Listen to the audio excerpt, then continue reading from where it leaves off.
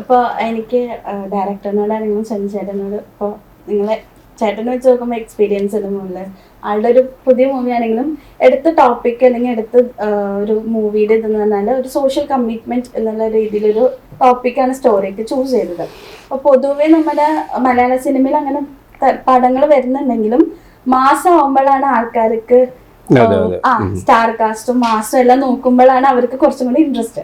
അപ്പോൾ എന്ത് തോന്നുന്നു ഈ ഒരു മൂവി എങ്ങനെയാണ് നമുക്കൊരു ഡിഫറെന്റ് ആക്കാം എന്ന് പ്രതീക്ഷ ഉണ്ടോ, അല്ലെങ്കിൽ എന്താ നിങ്ങളുടെ ഒപ്പീനിയൻ?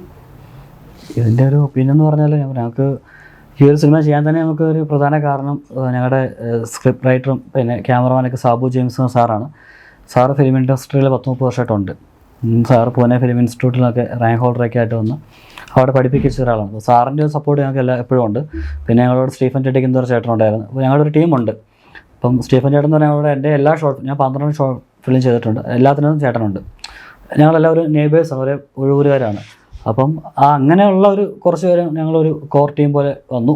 അതിനുശേഷം ഞങ്ങൾ തന്നെ കുറച്ച് നമ്മുടെ ഒരു ഫസ്റ്റ് മൂവി ആയതുകൊണ്ട് ഒരു എക്സ്പെരിമെൻ്റൽ മൂവി ചെയ്യാമെന്ന് വിചാരിച്ചു. വലിയ ഒത്തിരി എന്താ പറയുക സ്റ്റാർ കാസ്റ്റോ അല്ലെങ്കിൽ ഒത്തിരി എക്സ്പെൻസീവ് ഒന്നും ആവാതെ തന്നെ നമ്മുടെ ലിമിറ്റഡ് ഇതിൽ സിനിമയെക്കുറിച്ച് പഠിക്കുക. കാരണം ഞാനും സ്റ്റീഫൻ ചേട്ടനൊക്കെ പുതിയ ആളുകളാണ്. അപ്പോൾ ആ ഒരു ഇതിനെക്കുറിച്ച് പഠിക്കുക എന്നുള്ള നമ്മുടെ കയ്യിൽ ഒതുങ്ങുന്ന ആക്ടേഴ്സിനെ എത്തിക്കുക, അതാണ് നോക്കിയത്. അപ്പോൾ ഞങ്ങൾ ചിന്തിച്ചപ്പോഴാണ് പല ഇൻസ്റ്റാഗ്രാമിലൊക്കെ നമുക്ക് കാണാൻ സാധിക്കും ഒത്തിരിയേറെ ടാലൻറ്റഡ് ആയിട്ടുള്ള പുതിയ ആളുകൾ. ഇപ്പോൾ ഫെമിലറായിട്ട് നിൽക്കുന്ന ആളുകളെക്കാളും ഒരുപക്ഷെ ടാലൻറ്റഡായിട്ട് അവസരം കിട്ടാൻ വേണ്ടി വെയിറ്റ് ചെയ്യുന്ന കുറേ ആളുകൾ ഇപ്പോൾ പാട്ടുകാരോ ഡാൻസുകാരോ ആക്ടിങ് ഒക്കെ ചെയ്യുന്നവരുണ്ട്. അപ്പോൾ നമ്മൾ ഇൻസ്റ്റാഗ്രാമിൽ കുറേ പേര് തപ്പി അങ്ങനെ നമുക്ക് കുറച്ചുള്ള ഓൾമോസ്റ്റ് കൂടുതൽ ആൾക്കാർ അതിനകത്ത് നമുക്ക് പുതിയ ആളുകൾ കിട്ടിയേക്കുന്നത്. പിന്നെ ഇതിനകത്ത് ഓൾമോസ്റ്റ് 30ഓളം നേഴ്സുമാർ അഭിനയിച്ചിട്ടുണ്ട്. അപ്പോൾ ഞാനൊരു പ്രൊഫഷണൽ നേഴ്സാണ്. അപ്പോൾ അങ്ങനെ കുറച്ച് നേഴ്സേഴ്സിനെയും അപ്പോൾ അവരെല്ലാം ഏതെങ്കിലും രീതിയിലൊക്കെ കഴിവ് തെളിയിച്ചവരാണ് ആക്ടിങ്ങിലൊക്കെ അല്ലെങ്കിൽ ഡാൻസിങ്ങിലും ഒക്കെ ആയിട്ട്. അപ്പോൾ അങ്ങനെ നമ്മൾ നോക്കിയാണ് പുതിയ ആളുകൾക്ക് ഒരു ചാൻസ് കൊടുക്കുക. കാരണം ഫെമിലിയറായിട്ടുള്ളവർ ഓഫ് കോഴ്സ് അവരുണ്ട്. പക്ഷെ ആ കൂടെ തന്നെ പുതിയുള്ള ആൾക്കാരെ സപ്പോർട്ട് ചെയ്യുകയാണെങ്കിൽ അത് അവരെ നമുക്ക് വളർത്താൻ പറ്റും, അവരോടൊപ്പം നമുക്കും വളരാൻ പറ്റും.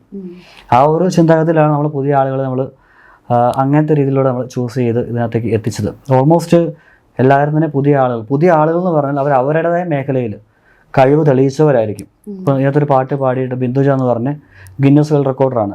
35 പാട്ടുകാരുടെ സൗണ്ട് അനുകരിച്ച് ഗിന്നസ് വേൾഡ് റെക്കോർഡ് മേടിച്ച് മിമിക്രി ആർട്ടിസ്റ്റാണ്, ഡബിങ് ആർട്ടിസ്റ്റാണ്. അപ്പം ബിന്ദുജ ഈ ഒരു സിനിമയിലെ ഒരു കള്ളച്ചിരി എന്ന പാട്ടിലൂടെയാണ് മലയാള സിനിമയിലെ പിന്നണി ഗാനരംഗത്തേക്ക് കടന്നു വന്നത്. അതുപോലെ തന്നെ ഒരു സ്മിസ് എന്ന് പറയുന്ന റാപ്പറുണ്ട്. പുള്ളിയുടെയും ആദ്യത്തെ ഒരു റാപ്പ് സോങ് മലയാള സിനിമയിൽ ഈ സിനിമയിലൂടെയാണ്. അതുപോലെ തന്നെ നമ്മുടെ ടിങ്കിൾ സൂര്യ എന്ന് പറഞ്ഞ ആക്ടർ നമ്മുടെ രേഖാചിത്രം സിനിമയിലെ മമ്മൂട്ടിയുടെ ഡ്യൂപ്പായിട്ടൊക്കെ അഭിനയിച്ചത്. അപ്പോൾ അദ്ദേഹത്തിൻ്റെ ഫേസ് കാണിച്ചുകൊണ്ട് അദ്ദേഹം ആദ്യമായിട്ട് അഭിനയിക്കുന്ന ആ ഒരു സിനിമ എന്ന് പറയുന്നത് നമ്മുടെ കരുതൽ എന്ന സിനിമയാണ്. അങ്ങനെ ഒട്ടനവധി ഈ കഴിവ് തെളിയിച്ച ആളുകൾക്ക് അവരുടെ സ്വന്തം പേരിൽ സ്വന്തം മുഖം വെച്ചുകൊണ്ട് അല്ലെങ്കിൽ സ്വന്തം ശബ്ദത്തിൽ ആ ഒരു സിനിമയിലേക്ക് കടന്നു വരുവാനായിട്ട് നമ്മുടെ കരുതൽ എന്ന് പറയുന്ന സിനിമയുടെ സാധിച്ചു എന്നുള്ളത് വലിയ ദൈവാനുഗ്രഹവും ഞങ്ങളുടെയൊക്കെ ഒരു സന്തോഷം നൽകുന്ന കാര്യമാണ്. അങ്ങനെ എനിക്കതിന് ഇങ്ങനത്തെ ഒരു തീം എടുക്കാൻ ജോമിക്ക് പരിചയമുള്ള ഒരു മേഖലയാണ്. ഒന്നാമത് ഈ സംഭവം അവിടെ നടന്നു എന്ന് പറയും. പക്ഷേ അദ്ദേഹം ഒരു പ്രവാസിയാണ്, ഒരു നേഴ്സാണ്.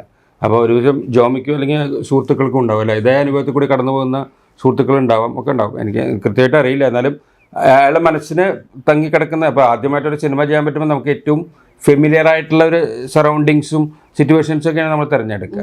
അപ്പോൾ അതായിരിക്കാം ഈ ഒരു ഇതിലേക്ക് വന്നത് അല്ലേ? അങ്ങനെ തന്നെ ഞാൻ സിനിമ എടുക്കുമ്പോൾ പ്രവാസിയായിട്ടില്ല. അപ്പോൾ ഞാൻ എക്സാമൊക്കെ പാസ്സായി നിൽക്കുന്ന ഗ്യാപ്പാണ്, പേപ്പർ വർക്ക് നടക്കുന്ന ഗ്യാപ്പിലാണ് സിനിമ എടുക്കുന്നത്. അത് ഞാൻ പറഞ്ഞ ഒരു ലിമിറ്റഡ് ടൈമിൽ നമ്മൾ എടുത്തത്. എനിക്ക് പോകാനായിട്ടൊരു 3-4 ദിവസം ഗ്യാപ്പ് വന്നു. ആ ഒരു ടൈമിൽ സ്ക്രിപ്റ്റ് ചെയ്ത് എല്ലാം അങ്ങനെ ആക്കി എടുക്കുകയോ ചെയ്തു. എൻ്റെ ഒരു ഷോർട്ട് ഫിലിം ആയിരുന്നു ശരിക്കും പറഞ്ഞ ഒരു സിനിമ. അതിന് കുറച്ച് അവാർഡ്സ് കിട്ടിയിട്ടുണ്ട്. അത് നമ്മൾ സിനിമയാക്കി എടുത്തത്. അപ്പോൾ ആ ഒരു 3-4 മാസം കൊണ്ട് നമ്മൾ ഷൂട്ടിംഗ് എല്ലാം പൂർത്തിയാക്കി ഓൾമോസ്റ്റ് എല്ലാം തന്നെ കഴിഞ്ഞ് പോസ്റ്റ് പ്രൊഡക്ഷൻ്റെ പകുതിയൊക്കെ ആയി കഴിഞ്ഞപ്പോഴാണ് എനിക്ക് പോകേണ്ടി വന്നത്. അങ്ങനെ ഞാൻ അയർലൻഡിന് പോയി.